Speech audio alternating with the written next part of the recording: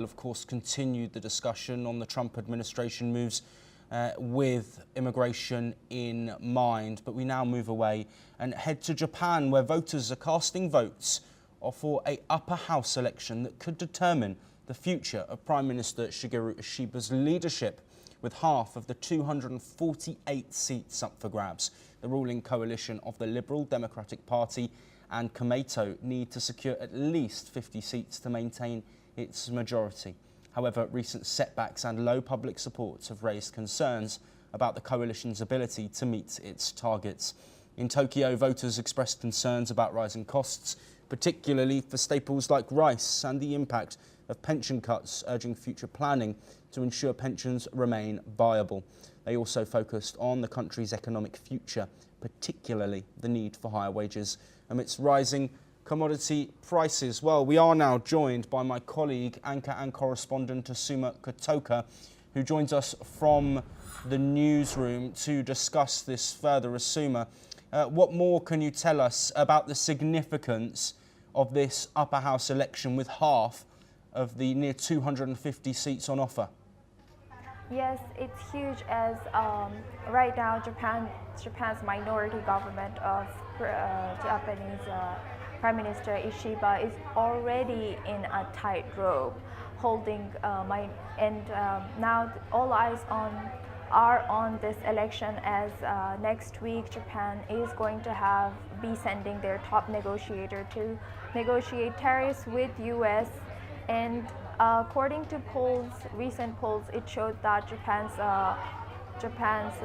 current ruling government, LDP, is not as popular as now. There are so many other popular parties that have showed up recently. And also in these polls, something that was noticeable was that Japan also is following a trend of rising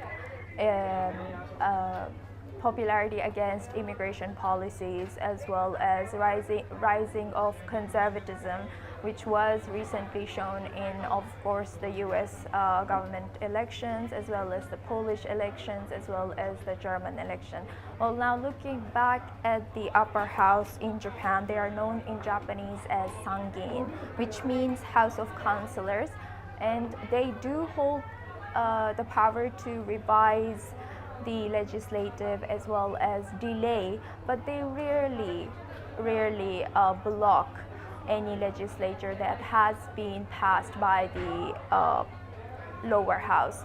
And just like the UK as well as Canada and India as well, the lower house holds more power than the upper house. Now we will see what will be the outcome in the next maybe few hours. All eyes will be on this election.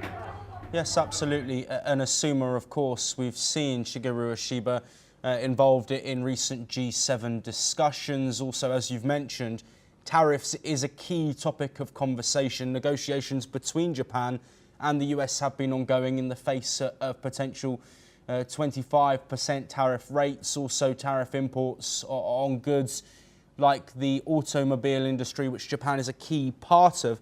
Do you think this vote is potentially more of a popularity vote on Ishiba's reign? And let's note as well, he's only been in office since August last year.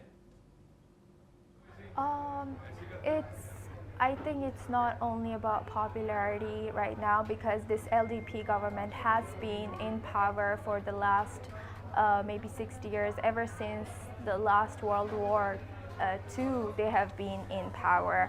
But right now we see a huge change and shift in Japanese consumer point of view, as they have seen the rice prices double in Japan.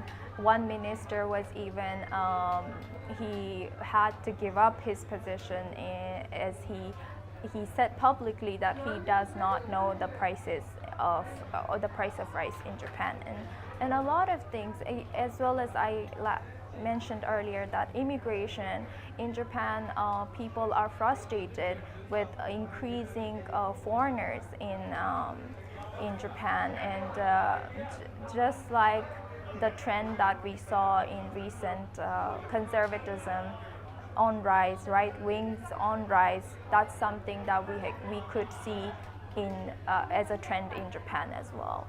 Suma Kotoka, thank you ever so much for that insight.